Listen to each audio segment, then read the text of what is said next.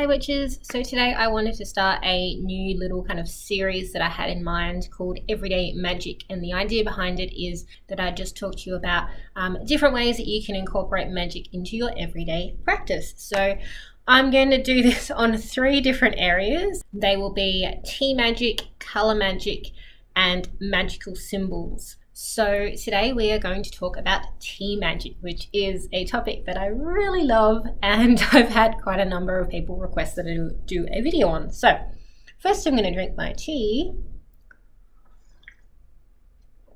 which is chamomile tea, and that actually leads me to the first area that I'm going to talk about, which is tools.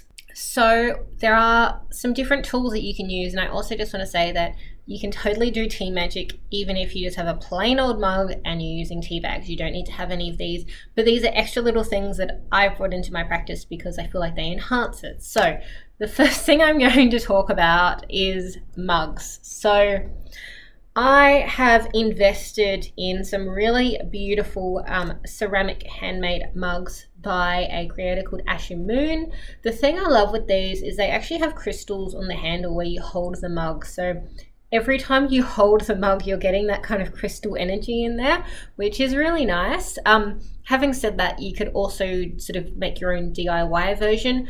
If you had a crystal, it doesn't need to be like a rough piece like this either. It could be like a polished tumbled stone, and that would be fine. You just have to figure out a glue to kind of use on there.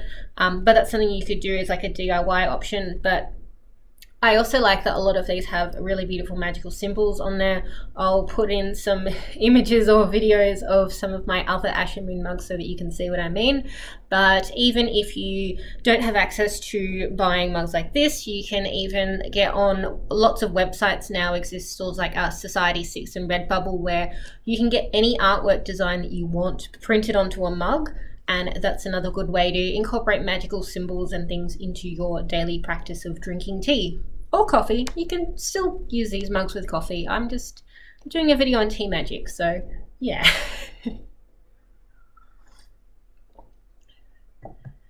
Now, the next tool that I want to mention, and this is a completely optional one, but I wanted to share this because I haven't really seen people mention these before. You can get lots of really cute tea strainers, and I've seen some which have like crystals hanging off of them and things like that. Look, I've tried a whole lot of different tea strainers, and my favorite ones that I've found and I've been using now for years and years are called tea sticks. And so there's a couple of different varieties. Yes, these are tea stained because I use them all the time. They're clean, they're just tea stained. So you can get the varieties where they break apart like this. This is like a scoop, and then the tea goes inside here. You stick it in your mug and it just kind of infuses. Or there's this kind of type where it sort of slides upright, normally not this easily, but as I said, I've had this for many years. And so in that case, your tea goes inside there, you close it up, you put it in, and it infuses. I just really like these because, I mean, they're metal, so they're really sturdy and they don't break like some of the silicone ones do. And it's just like a really good way of being low waste and not having to use like those little cloth tea bags that I've seen some people use, and this way, yeah, you're not breaking tea strainers, things like that. So I really like these tea sticks. I think I just got this one off of eBay. I think it was just called a tea stick. This one was from T2. If I had to pick a favorite, it's really hard because they have advantages and disadvantages. So like this one is easier to clean because I can just sort of lift it up and dump the tea grounds into the compost or into the bin. Whereas this one, sometimes they get kind of stuck in there and you got to kind of hit it. But this one is actually better if you've got only a little bit of loose leaf tea. You can easily scoop it up into there, whereas this one, it's not so good. So I use both of them quite interchangeably. I can't really pick a favorite, but yeah, tea sticks is my suggestion for like a infuser. I also forgot to mention the topic of spoons. It's not something that many people consider. I do have decorative spoons. I didn't bring them up. They need a bit of a clean because again, they're tea stained, but you can get some really cute looking like spoons around. I've seen ones where people have crystals on them, things like that. You don't have to use them, but it's something else in addition that you might want to add. Now this next part, I'm going to talk about tea itself, but I'm going to break it into two parts. So there's going to be herbal teas, and then there's going to be black teas, which are flavored or have extra additions in them.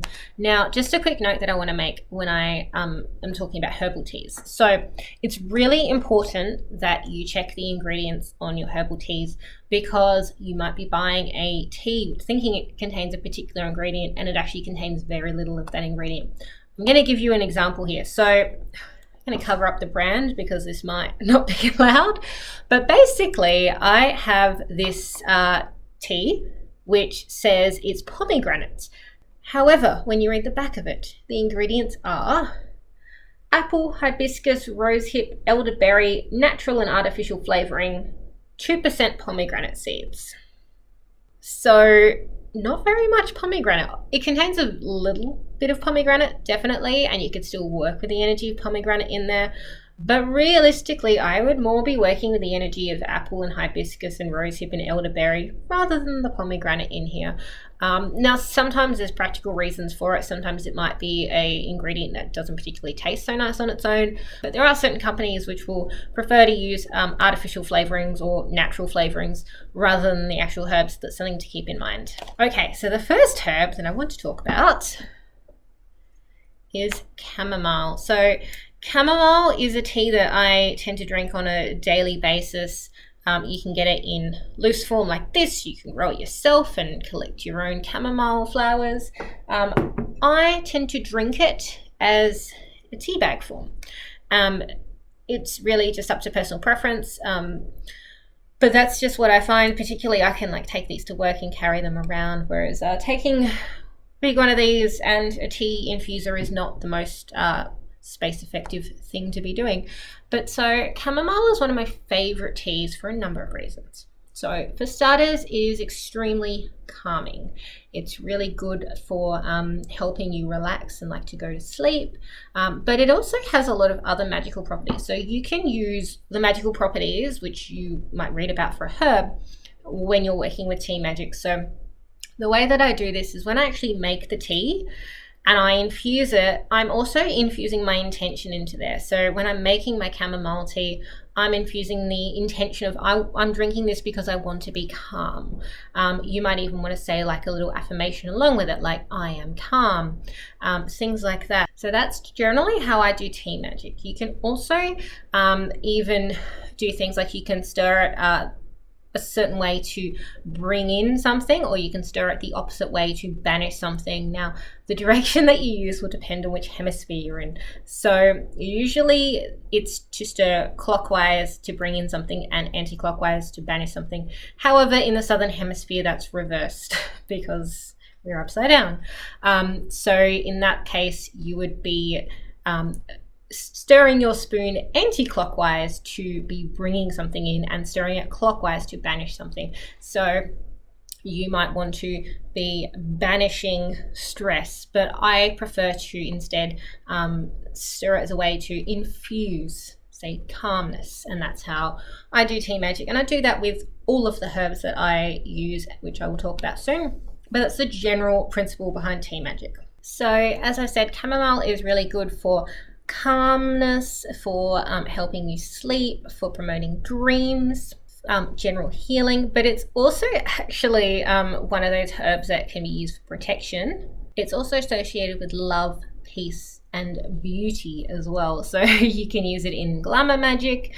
You might want to use it to help attract a love to you, along with other herbs. And that's the other thing, is you don't have to just use one herb. You can mix in different herbs together when you're blending things, which I'll talk more about a little bit later.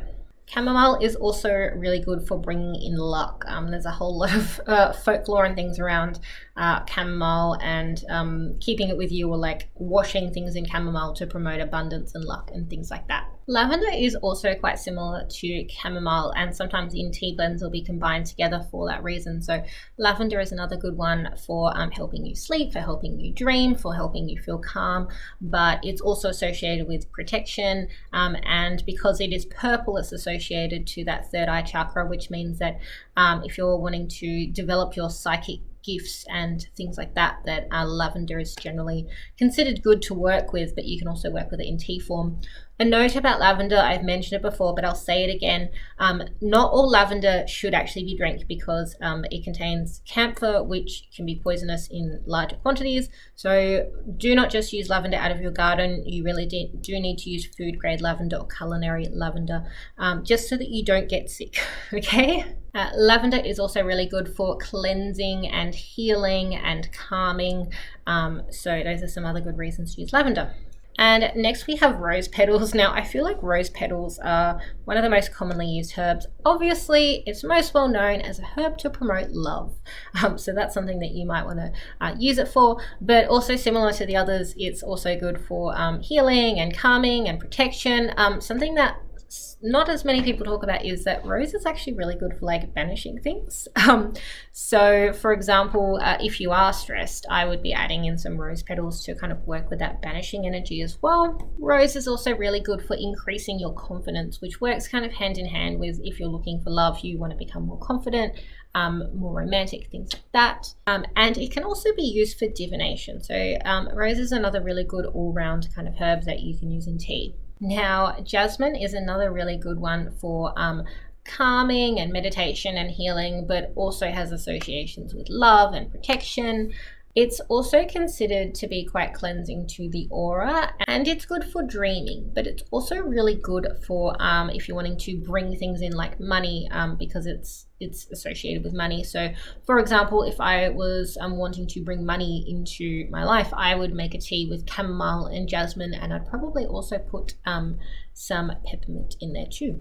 Now, peppermint is one that I tend to use in tea bag form just because it's really readily available, it's really cheap, and yeah, it's easy to transport when it's in tea bag form. So peppermint is really good for bringing money into your life. It's also similar to all of the others that I'm mentioning. You might be noticing a theme here. It's really good for cleansing and healing and calming. It's also considered to be good for strengthening psychic abilities. And this is not an exhaustive list of herbs that you can use in tea. These are just the ones that I really commonly use. You can use so many more. Just look up the magical properties for a herb. As long as it's safe to drink in a tea, you can incorporate it into your tea and incorporate it into tea magic. Now, I wanted to talk about blends. So you can still do tea magic even with something store-bought like this. This is yogi tea. This is quite common, easy to find. So for example, this is a blend for sleep. And so what you can do is you can really like work on cooling those specific ingredients. So some of the ingredients in here are things like chamomile flower, rubus, skullcap leaf, nutmeg, cinnamon bark, ginger root, clove bud, black pepper. So you could then work on all of those specific properties and call on that when you're making tea, even in a blend. So that's something else that you can also do. You can totally use blends. They don't need to be just a single herb. Now, just like I mentioned with all of those herbal teas, you can also incorporate a lot of those herbs into black tea. So for example, this tea is a tea that I bought recently. It's from a company called Tea Center. I discovered their teas recently and really like them. So this one is called Turkish Delight, and it is just black tea, vanilla, and rose petals. And I'll show you inside, and it's literally just black tea, rose petals, and some vanilla flavor. So it also smells really good. So you can also mix your own tea as well. So you might have just some plain black tea and you want to add in some of your like botanicals and things. You can do that. You can buy pre-made ones like I did. You can do so much with tea magic. So really just look at those individual properties of those herbs that you're using along with tea and you can really incorporate tea magic that way. And then the magical properties of tea itself. So black tea is really good for bringing energy in. Obviously it contains caffeine, but because it also has quite a strong flavor, it's associated with strength and courage. It's also associated with prosperity and luck. And because it is black, you can also use it as a way to banish things. You're working on a little bit of that color magic as well. Now, the very last thing that I want to mention in terms of tea magic is that you can add extra things in as well. So I tend to have my tea with a sweetener and with some milk. That's just the way I've always had it, the way I prefer the taste of it. Except herbal teas, I won't add milk to those because that's doesn't taste good. But something that I do in terms of a sweetener, and this is, I've tried a whole lot of different sweeteners in the past. I've used brown sugar, I've used stevia, I've used xylitol, I've used coconut sugar, I've used so many things. But the thing that I've been using now for a number of years is actually honey. And the reason for that is there is so much folklore and magic around bees and honey, particularly in witchcraft. Honey was often seen as like a really amazing offering that you could give to gods and spirits. It was considered like one of the best offerings to give. And so for that reason, I decided to start using honey. And when I put my honey into my tea every morning, although it is for me and I'm drinking it, I also kind of give it as an offering to the spirits. Is I'm putting that in there, I let it brew, and I offer it to them. I say, like, you know, this honey honors you in your presence. So that's something else that you might like to do. You don't have to do it. Obviously, if you're vegan, you probably don't want to do it, but that's just something else that you might want to consider as well. You don't have to use honey, obviously. You could do the same with sugar and things like that, but it's just something extra that you might want to do with tea magic. So that was my video on tea magic. Hopefully you enjoyed that. Let me know what you think of this Everyday Magic kind of series, and let me know down below what your favorite type of tea is, if you can even pick a favorite. I don't know that I can pick a favorite. Thanks so much for watching, and I'll see you next time. Bye!